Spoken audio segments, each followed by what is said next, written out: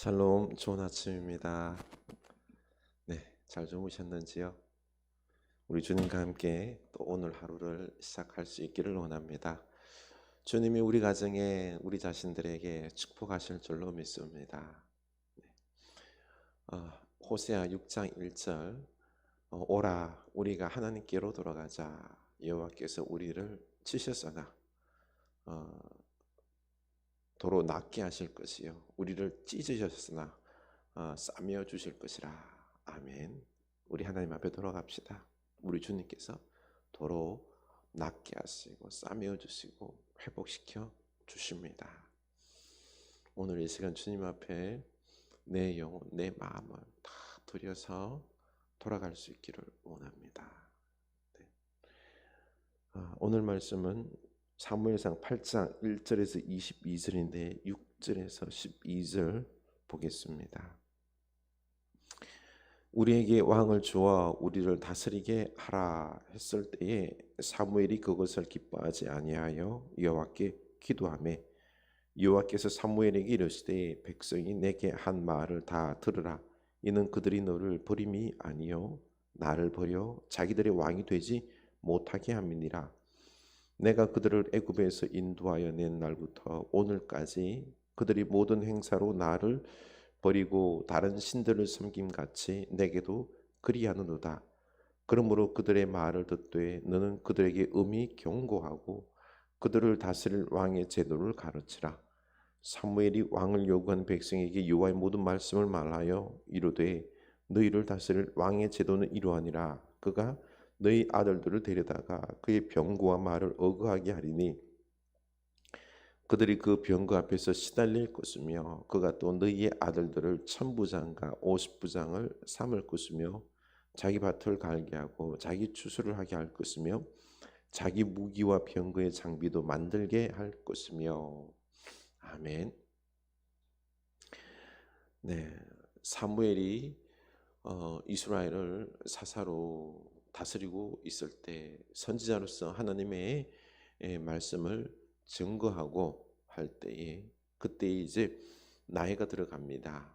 그리고 그의 두 아들이 있었는데 두 아들이 이 이스라엘 사사로 이제 선정이 되어서 섬기지만 그들이 제대로 섬기지 않았습니다. 그들이 뇌물을 받고 그리고 또한 잘못된 그런 재판을 하고 하면서 많은 사람들의 원성을 샀습니다. 그래서 백성들이 그러죠. 당신의 아들들이 제대로 하나님도 그렇고 우리를 다스리지 않습니다. 라고 말하며 말하기를 당신은 이제 늙었고 우리에게 왕을 세워달라라고 말합니다. 참 우리도 다른 나라들처럼 우리를 다스릴 왕을 달라라고 말을 하고 있는 거지요. 사무엘은 거절합니다. 이게 하나님 보시기에 좋아 보이가 않았기 때문에 그런 거죠. 그래서 하나님께 기도를 했지요. 그랬더니 하나님께서 하시는 말씀이 그 7절입니다. 여호와께서 사무엘에게 이르시되 백성이 내게 한 말을 다 들으라. 이는 그들이 너를 버림이 아니요 나를 버려 자기들의 왕이 되지 못하게 함이니라. 내가 그들을 애굽에서 인도하여 낸 날부터 오늘까지 그들이 모든 행사로 나를 버리고 다른 신들을 섬긴 같이 내게도 그리 하는도다. 하나님을 버린 겁니다. 그들은 하나님만이 왕이신데 그들의 왕을 하나님이 아니라 인간의 왕을 두어서 인간의 그 인간 왕의 말을 들으며 살겠다라는 거죠. 하나님께서 참 이것이 죄악임을 알매도 불구하고 그들에게 허락을 하는 것입니다. 그리고는 그 왕의 제도의 문제를 확실하게 가르치라라고 말합니다. 그래서 사무엘은 그들에게 왕의 제대의 문제를 가르치죠. 그렇죠? 11절에 보면은 11절 보면 이르되 너희를 다스릴 왕의 제도는 이러하니라. 그가 너희 아들들을 데려다가 그의 병거와 말을 어거하게 하리니 그들이 그 병거 앞에서 달릴 것이며 그들이 나라를 지킨다, 나라를 방어하기 위하여 군사력을 준비한다라고 하는 증대시킨다라고 하는 명목 속에서 아들들을 데려다가 그들에게 훈련시켜서 군인으로 만들어서 그들을 억어한다, 묶어둔다는 거죠, 그렇죠? 군인으로서 우리는 군대가 이렇게나 많다라고 하는 것을 보여주면서 그 힘 있는 아이들을 병력으로 사용하게 된다는 것입니다. 뿐만 아니라 자기 밭, 자기 재산들이 있거든요. 이런 것들을 소출을 얻기 위하여 농사짓도록 그 백성들을 차출해서 끌어다가 그 밭을, 그 큰 넓은 밭을 그들에게 농사짓게 한다는 거죠. 그들의 노동력을 착취한다는 것입니다. 그리고 군사들에게 필요한 게 뭐지요? 무기잖아, 그렇죠? 그래서 백성들에게 또 무기를 만들어라 하면서 그들을 끌어다가 무기 만드는 일을 노동력 착취를 한다는 것입니다. 그리고 또한 딸들에게도 노동력을 착취한다는 것입니다. 뭐 딸들에게 불러다가 뭐 요리도 시키고요, 향료도 만들게 하고. 그러니까 왕에게 필요한 것들이 있지 않습니까? 먹고 살고 하는 모든 것들을 이 자기 권력으로 백성들을 불러다가 착취해서 그렇게 해서 쓴다는 것입니다. 그리고 이 백성들이 농사를 지어서 얻은 좋은 소출들, 그것들을 가지고 와서 이거를 뭐 세금 명목으로 그들에게 거두어 간다는 것입니다. 그리고 또한 곡식의 11조를 달라라고 해서는 이것으로 왕이 아니라, 왕뿐만 아니라 그 신하들 있지 않습니까? 뭐 청부장, 백부장 뭐 만들어 놓고 하면은 그 신하들에게 필요한 그런 것들을 먹을거리들을, 급료들을 이 11조로 받아서 공급한다는 것입니다. 그러고 보니까 이들은 왕의 종이 되어 버리는 것입니다. 왕이 종이 되어 버린다는 거죠. 이렇게 자기들의 재산과 노동력과 그리고 소출들, 이런 것들을 통치자들에게, 왕을 비롯한 통치자들에게 다 갖다 바쳐야 되는 것입니다. 우리나라 조선시대에도 뭐 많게는 반 정도까지 자기가 얻은 소득의 이 반까지 낸다는 건 말이 안 되잖아요, 그렇죠? 이렇게나 심하게 이리저리 뜯겼던 것입니다. 이렇게 지금 이스라엘이 왕의 제도가 뒷부분 나오는데 이 다른 나라들이 왕정을 취합니다.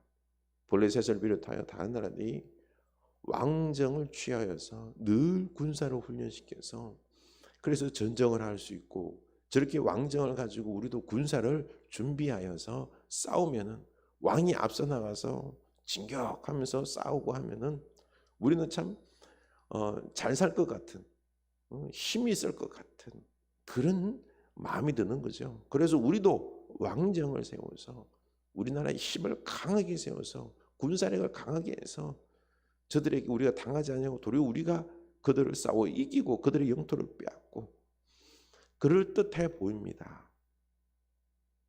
하나님께서 왜 이런 왕정을 허락하셨을까요? 이 왕정의 폐해는 진짜 고스란히 다 드러나 있습니다. 오늘날 속에서도 뭐 대통령제를 비롯한 모든 어떤 정치제도의 이런 부분들이 있죠. 온전한 게 아닙니다. 대통령을 비롯한 수많은 관료들, 고위 관료들 있지 않습니까? 그 관료들을 우리가 먹여 살리기 위하여 백성들은 그들을 도와야 됩니다. 세금을 내야 됩니다. 그리고 끌려가서 군대 가서 그래서 군인이 되어야 되는 것입니다. 이 젊은 그 중요한 때에 그렇게 국민들이 해야 할 의무들이 있죠, 그렇죠? 이런 것들을 우리가 해야 됩니다. 이렇게 대부분의 나라들이 이런 군사력에 어마어마한 돈을 투입하고 인력을 투입합니다. 불안한 거죠. 그래서 하나님은 이런 부분들을 그냥 허락은 해주는 겁니다. 허락은 해주는 거죠. 그러나 이게 참 어리석기 짝이 없다는 것입니다. 폐해가 많다는 거죠. 그래서 하나님은 너희들이 나중에 왕으로 말미암아 내게 기도해도 구해도 내가 응답하지 아니하겠다. 사실 이스라엘 역사 속에서 그 어리석은 잘못된 왕들 때문에 얼마나 고통을 당합니까? 나라가 고통을 당하고 도리어 왕이 있음에도 불구하고 제대로 다스리지 못해서 다른 나라의 우상 숭배의 빌미가 되고 다른 나라에게 또 전쟁에서 치며 그들의 지배를 받는 참 어리석은 왕들이 잘못된 왕들이 얼마나 많습니까? 하나님을 왕으로 모시지 않고 인간을 왕으로 모시는 인간의 어리석음이요 고통인 것입니다. 오늘날에도 가만히 보십시오. 우리는 그 통치자들이 우리를 다스린다라고 생각하는데 그들이 우리를 잘 다스려서 잘 살게 할 것이다? 아니에요. 우리를 이용해서 그들의 권력을 누릴 뿐이지요. 도리어 우리의 인생에 있어서 걸림돌이 됩니다. 이게 정치제도 어떤 힘의 권력을 가지고 있는 인간이 다스리는 나라들의 폐해다라는 거죠. 특별히 러시아 푸틴 보십시오. 푸틴 한 명이 그 권력을 유지하기 위하여 우크라이나와 전쟁을 일으키면서 그 수많은 러시아 군인들과 그리고 우크라이나 군인들 그리고 그 나라가 지금 참혹하게 황폐되었지 않습니까? 결국에는 이 한 명 때문에 왜 그 수만 명의 사람들이 죽고 또 수십만 명이 부상을 당해야 합니까? 이 어리석은 왕의 어리석은 통치자의 결정으로 말미암아 이런 안타까운 일들이 벌어지고 있는 것입니다. 죄악인 거죠, 죄악. 오늘날 우리에게 있어서 중요한 것은 하나님이 왕 되심을 우리가 인정해야 됩니다. 왕으로 모시고 따라 살아가야 되는 거죠. 또 어떻게 보면은 우리 눈에 왕의 제도라는 게 통치 제도 막 힘이 있어 보여요. 그리고 저들이 다스려서 잘 준비해서 하면 우리나라가 부강한 나라, 경제적으로 부강한 나라 될 것 같아요. 경제적인 측면에 있어서도 그 대기업의 어떤 그런 통수자들 있죠, 그렇죠? 이들이 참 멋있어 보이고 우리가 대기업 들어가서 하면은 잘 살 것 같고 하는 그런 마음이 듭니다. 큰 사옥에 그렇죠. 그리고 또한 수많은 매출들. 그래서 우리가 그 대기업에 들어가면은 잘 살 것 같은데 그래서 대기업 들어갑니다. 가서 열심히 일해주죠. 급료를 좀 받는 것 같습니다. 근데 어떻습니까? 결국에는 40대 50대 한참 일할 수 있는 그 나이에 명퇴당하고 쫓겨나죠. 그런데 그 오너 일가들은 어떻습니까? 오너 일가들은 평생 거기서 수많은 부를 누리는 거죠. 이게 어떻게 보면은 최선인 것 같은데도 그런데 최선이 아니에요. 우리는 그들에게 노동력을 제공하면서 이 거대 기업을 키워주는 것입니다. 대대로 키워주는 거죠. 국민들이. 이런 오늘날의 이런 왕의 제도, 정치 제도, 경제 제도 이런 부분들에 있어서 인간이 왕이 되었을 때 완벽하지 않습니다. 우리를 고통에 몰아넣는 일들이 수도 없이 많습니다. 그러니 우리가 이런 인간의 어리석음과 부족함 그리고 또한 인간의 최선을 다한다고 하지만 허점이 단점이 있음을 알고 오로지 우리의 왕은 하나님이심을 고백하며 우리 왕된 하나님을 마음에 모시고 그분의 말씀에 순종하여 우리가 복된 삶을 살아갈 수 있기를 축원합니다. 기도합시다. 하나님 아버지, 이스라엘 백성들이 다른 나라들이 왕을 중심으로 해서 조직을 하고 군대를 양성하여 그렇게 싸울 때에 힘이 있어 보이고 그리고 또 이길 것 같은 그런 마음에 들어 왕정을 요구합니다만 하나님은 그들에게 이 왕정의 폐해, 왕이 생기고 통치자들이 생기고 그들의 어떤 권력을 유지하기 위하여 병사들을 차출당하고 그리고 그들을 먹이 살리고 그리고 군비를 만들기 위하여 많은 노동력과 그리고 또한 소출들을 세금으로 그들에게 부담해야 되는 이런 고통이 따르고 있음을 모릅니다.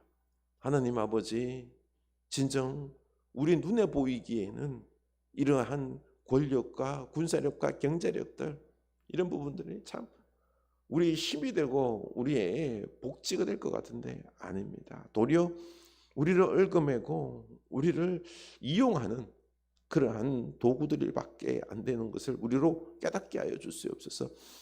인간의 열심, 인간의 통치, 왕정, 통치체계, 정치, 경제 주여 이것이 우리에게 참 복인 것 같은데도 우리가 현혹되어서 속는 것임을 알게 하시고 그럼에도 불구하고 우리가 이제는 이 가운데 속에서 주님을 왕으로 모시고 그 말씀대로 살아가는 우리들의 참으로 복된 인생들 되게 하여 주시옵소서. 예수님 이름으로 기도합니다. 아멘.